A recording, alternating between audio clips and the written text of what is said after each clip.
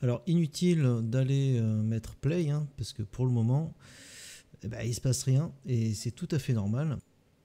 Là pour le moment on a un bidon d'essence avec l'essence dedans, on a le moteur de côté, on a les roues, la voiture, mais on n'a pas encore tout assemblé.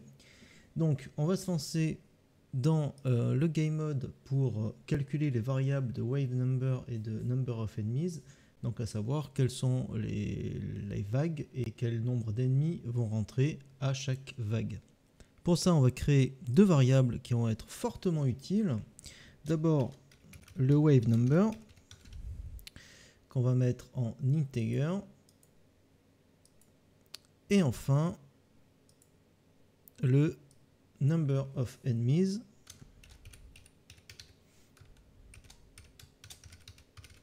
pour savoir combien il y aura d'ennemis. Alors où placer cette condition? On va mettre l'activate spawner de côté ici. Ici on va mettre un branch. Sur ce branch on va ajouter comme condition que le nombre d'ennemis ici présent en get soit supérieur strictement à 0. Si c'est le cas, du coup on fait spawner les ennemis. On reviendra là-dessus évidemment plus tard. La première fonction qui nous intéresse, c'est quelle est la population d'ennemis. Donc il va falloir établir une liste à partir des données qu'on a créées avec le data table et les vagues d'ennemis. Et dans une autre fonction, on fera le choix des ennemis qui vont apparaître au hasard sur les spawns. Mais ce qu'on pourrait admettre ici, c'est que par exemple, si cette condition est false, on va faire un get all actors of class. On va prendre la classe des BP ennemis parents. Ici, je vais tirer un length. Et là, je vais mettre un inférieur égal à 0. Et donc cette condition, je retire un branch, nous donne en incrémentation. Donc l'incrémentation, je vous rappelle, c'est plus, hein, ça rajoute automatiquement plus 1. Plus 1 à quoi? Plus 1 au wave number. Voilà, je m'arrête là, mais en gros, vous avez compris que ici, on va gérer les vagues d'ennemis. Donc d'ailleurs, je vais tirer ça un peu sur le côté. J'appuie sur C pour commentaire et je vais mettre enemies wave. Mais reconcentrons-nous sur la populate map. Alors la populate map, on va devoir créer une nouvelle fonction. Cette fonction, justement, on va l'appeler populate map. De cette populate map, on va tirer un get data table row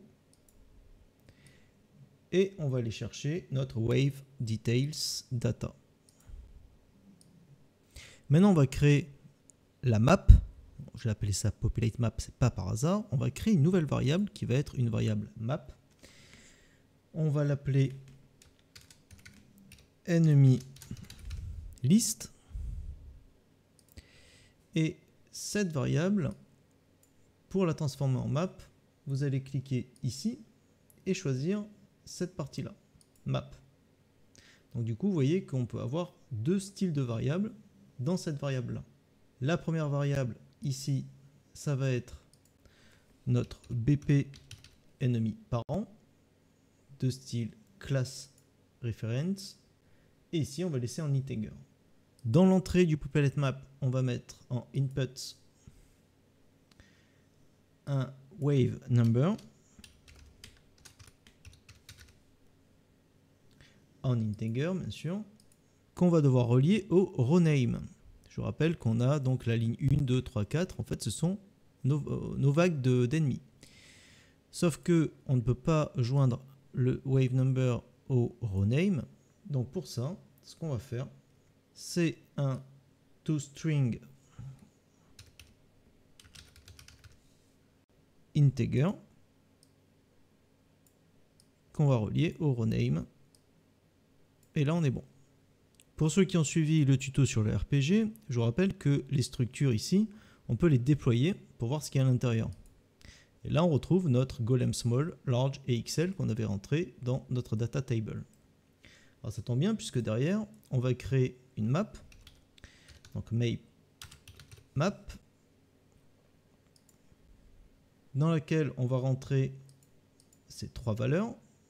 Donc ici, on va mettre la première valeur sur value 0, value 1, value 2. Grâce à ça, on va définir notre set enemy list en reliant map à enemy list.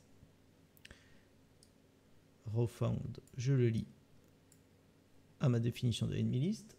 Et du coup, automatiquement, les key ici deviennent des BP ennemis parents dans laquelle je vais retrouver mon golem small, mon golem large, mon golem XL. Donc du coup, si vous créez d'autres ennemis, vous allez pouvoir les remplir dans cette make map. Je compile, je sauvegarde, je vais revenir sur l'event graph et on va relier maintenant au set timer by event ce populate map.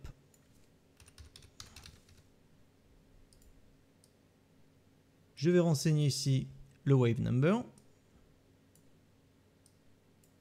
Wave number qui va être défini par la suite avec cette incrémentation. Maintenant, je vais revenir sur populate map. Je vais compiler et sauvegarder. Et à la suite de enemy list, je vais tirer une fonction value dans laquelle je vais devoir lire en fait tous les éléments qu'il y a dedans. Donc pour lire des éléments d'un tableau, on va faire appel à un for each loop.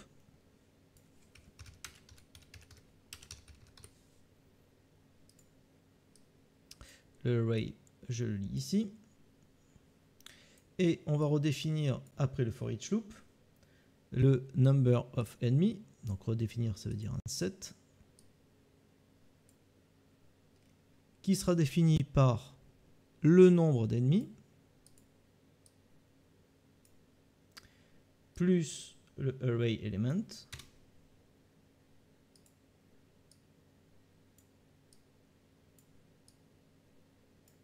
je compile, je sauvegarde. Il ne nous manque plus qu'à créer cette fameuse deuxième fonction. Je reviens sur l'event graph. Donc je vais cliquer sur fonction et cette fonction dont on a besoin, c'est le choose enemy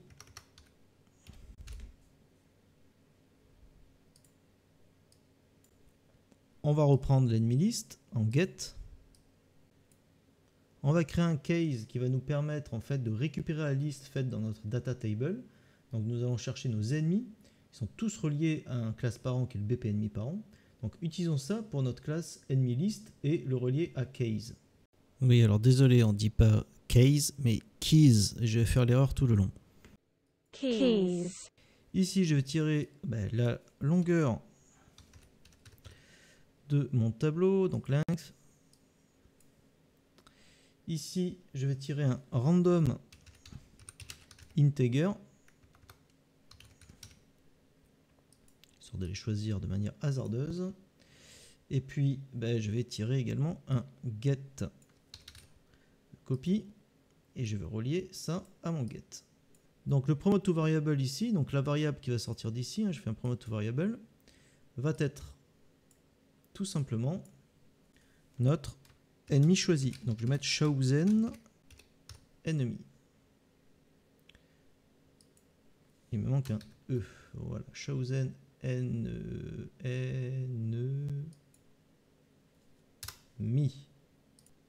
À la suite, on va devoir trouver cet ennemi. Donc je vais reprendre ma variable enemy list et de là je vais mettre un find. Je relie le chosen enemy ici et enfin je vais créer un branch. Ce branch a pour condition, alors pas le find directement, mais d'abord qu'il soit supérieur à 0. Si c'est faux, du coup on va lui dire choisis un ennemi. Et pour le return node donc c'est-à-dire en output, je vais mettre un new parameter. Alors je sais pas où il me l'a mis, il est ici. Toujours trouvé ça déconcertant qu'il apparaisse au début. Bref, donc je le relie ici, sauf que le paramètre qu'on va mettre ici, c'est l'enemy chosen. Et on va mettre ici le BP ennemi parent en classe référence. On n'a plus qu'à renseigner cette sortie, ben c'est le shows enemy. Alors c'est pas shows enemy d'ailleurs, c'est chosen enemy. Donc excusez-moi, j'ai encore fait cette erreur. Chosen enemy, voilà. Et on va devoir maintenant relier cette fonction à notre spawn enemy sur l'event graph du game mode. Alors je compile et je sauvegarde. Je reviens sur l'event graph. Où est-ce qu'on va le placer? Eh bien tout simplement, il va falloir relier à l'enemy to spawn qui est ici. Donc ça veut dire qu'on va enlever le true qui est là. On va mettre à la place le choose enemy. La fonction va faire son travail. On a l'enemy to spawn qui va être dans notre fonction spawn enemy. Et on est bon. Il va falloir cependant maintenant qu'on finalise notre shows enemy où on doit faire appel en fait à un add. Alors je vais compiler, sauvegarder, je vais revenir sur shows enemy. Voilà. Donc ici je vais reprendre mon enemy list et de cette enemy list je vais tirer un add. Il nous faut renseigner ici une valeur d'index. Donc cette valeur d'index, on la trouve où? On va la trouver dans le find qui est ici. Donc le find, on va faire un promote to variable. On va mettre juste au-dessus. Ça fait pas trop désordre. Et on va renommer cette variable enemy number. Donc cet enemy number, on va le relier ici, mais avant, il va falloir encore qu'on procède à un -1. Dans le select class, on va mettre le shows enemy. Et le tout, eh bien le tout, en fait, il faut qu'il arrive ici. Alors, je vais tirer un peu tout ça.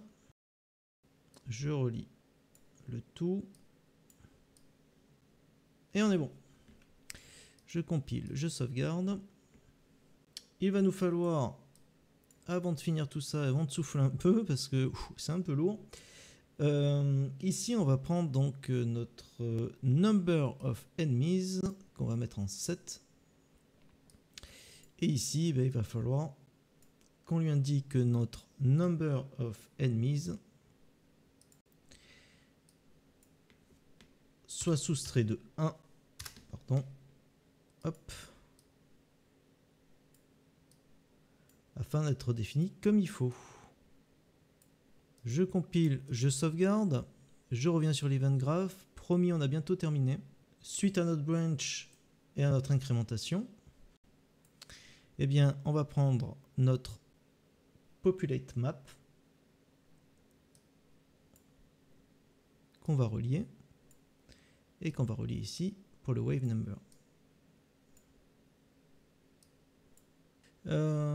J'ai en tête un petit truc, voilà, ça ici, ce qu'on va faire en fait, c'est que le choose enemy ici, on va le virer, puisque de toute façon nous avons un branch qui va se modifier selon le nombre d'ennemis qu'il y a sur le level. Donc ce qu'on va faire, c'est qu'on va faire une boucle, on va partir de false, et si c'est false, on va directement partir ici, ça sera mieux que de relancer le chosen enemy. Je compile, je sauvegarde. Et avant de lancer le test sur la map, on va devoir faire une modification sur nos ennemis. Et après, promis, c'est terminé. Chaque ennemi, en fait, ne doit pas être en auto-possess AI placed in world. Ça veut dire que l'ennemi doit être sur le level pour que ça fonctionne. Donc ça, c'est un gros piège j'avais galéré à trouver. Donc je vous donne l'astuce, donc c'est le placed in world or spawned. Du coup, lorsqu'ils vont spawner, ils vont pouvoir agir. Je compile, je sauvegarde et je vais devoir faire pareil avec le small, le XL. Et vous savez quoi, on va même le faire avec le BP ennemi parent.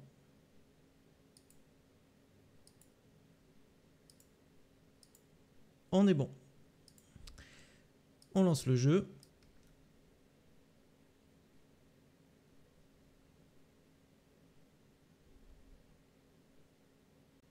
Nous avons nos 4 premiers ennemis. Non, on en avait 6, pardon. La deuxième vague. Alors vous remarquerez que le spawn point est tourné dans l'autre sens, donc il va falloir tourner le spawn point pour que quand il spawn, il soit dans le bon sens. Donc là, vu qu'ils sont destroy, notre number descend. Et lorsqu'on arrive à 0, la troisième vague arrive.